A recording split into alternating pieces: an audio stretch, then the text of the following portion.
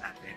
The prices per kilo, nakikita ko sa market is for longkong, umaabot siya ng 200 to 250 per kilo.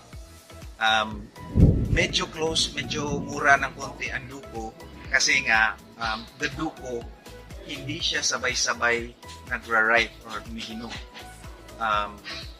That's the problem kasi marami siyang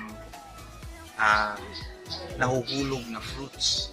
So medyo iba ang ano niya, ang pagbigay ng bunga. Ang longkong kasi sabay-sabay siya. So you can, when you harvest the longkong, mas marami kang volume na makukuha at saka sabay-sabay siyang nagra-ripe. However, for the duko, hindi siya sabay-sabay mo makukuha. At saka, please highlight na may 2 test nito every day. I mean, yeah, every day pag meron ka ng fruits.